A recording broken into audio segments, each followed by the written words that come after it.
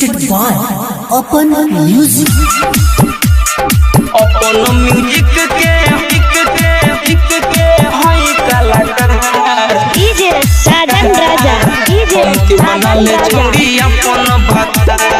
अपन भतार अपन म्यूजिक के हई कलाकार हमके बना ले छोड़ी अपन भतार अपन म्यूजिक के हई कलाकार हमके बना ले छोड़ी अपन भतार जोहिया से तोहरा के देखले पानी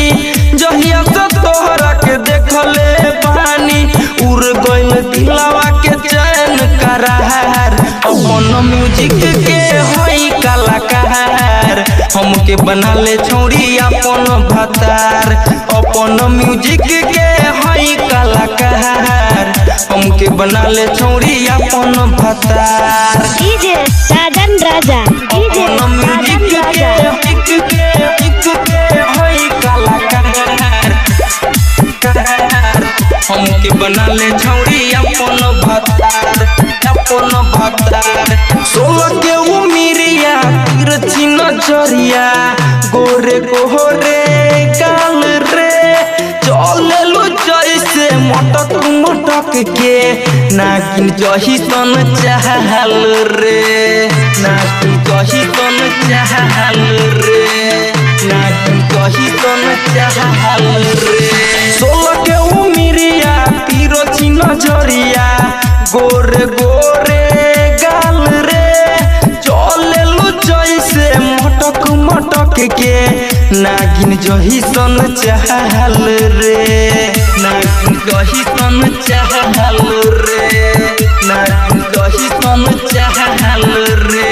देखिए के तोह के लागेला बुखार धक धक धर के ला दिलावा हमार अपन म्यूजिक के हई कलाकार हमके बना ले छोड़ी अपन भतार जहिया से तोहरा के देखले बानी जहिया से तोहरा के देखले बानी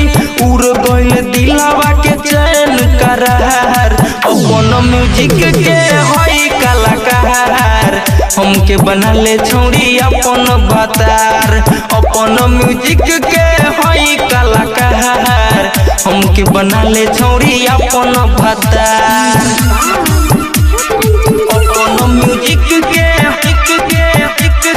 हई कलाकार डीजे साजन राजा डीजे हमके बना ले छोड़ी अपन भतार हाई हिल सैंडल मिनियस कट में घूमेलू बाजार हो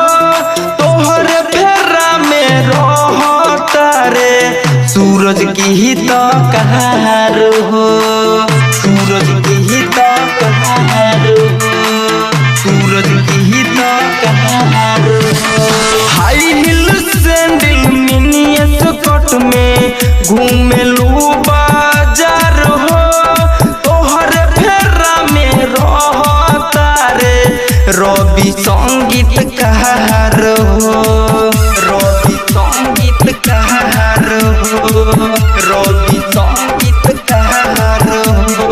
देव सुनील सोनू हवे रंगदार सुन रे छौरी बना लेना भतार अपन म्यूजिक के हई कलाकार हमके बना ले छौरी अपन भतार जहिया से तोहरा के देखले पानी जहिया से तोहरा के देखले पानी उड़ गइल दिलवा के चैन करार अपन म्यूजिक के हई कलाकार हमके बना ले छोड़ी अपन भतार अपन म्यूजिक के हई कलाकार हमके बना ले छोड़ी अपन भतार बना ले Open Music Digital Recording Studio, Moniari।